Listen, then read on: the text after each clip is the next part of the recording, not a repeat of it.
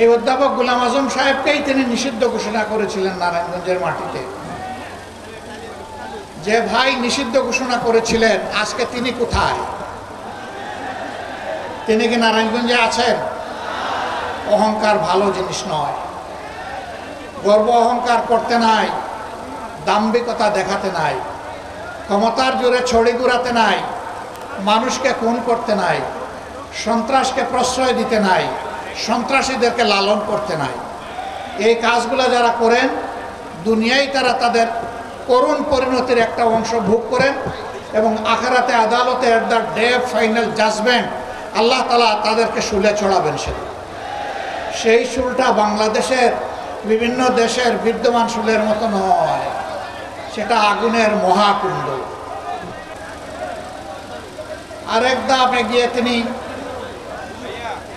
জেলা প্রশাসক এবং জেলার পুলিশ সুপারের উপস্থিতিতে একটা সভায় বলে রেখেছিলেন, ডিসিএসপি সাহেব, আমার নামে খুনের একটি অগ্রিম মামলা দায়ের করে রাখেন।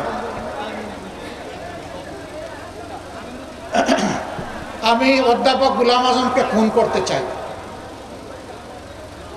আলহামদুলিল্লাহ, স্বৈরাচারী সরকারের জুলুমের শিকার হয়ে কারাগারে তিনি থাকা অবস্থায় দুনিয়া থেকে বিদায় নিয়েছেন, কিন্তু গডফাদারের সুযোগ হয় নাই সরাসরি তাকে খুন করার। বাংলাদেশ জামাতে ইসলামের একজন আমির ছিলেন, এই নারায়ণগঞ্জের গডফাদার খ্যাত একজন দুর্দর্শ লোক মহাসড়কের পাশে 72 ফুট লম্বা একটা ব্যানার টানিয়ে রেখেছিলেন। উনি সেই ব্যানারে লিখেছিলেন, অমুকের প্রবেশ নারায়ণগঞ্জে নিষিদ্ধ। সে একজন নাগরিক, সংবিধান তাকে যে কয়টা মৌলিক অধিকার দিয়েছে সব কয়টি অধিকার এই দেশে নিশ্চিত হবে। শাসন ক্ষমতায় যারা যাবে তাদের অধিকার নিশ্চিত করা ওদের দায়িত্ব। এটা কোনো দয়ার দান নয়।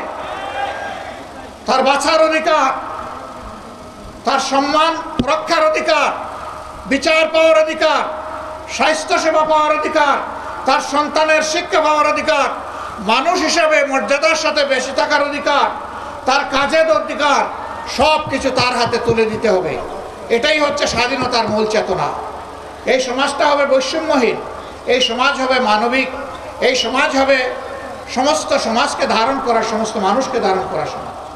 কিন্তু না, তারা তা করেননি। তারা সমস্ত প্রতিষ্ঠানকে ধ্বংস করেছিলেন।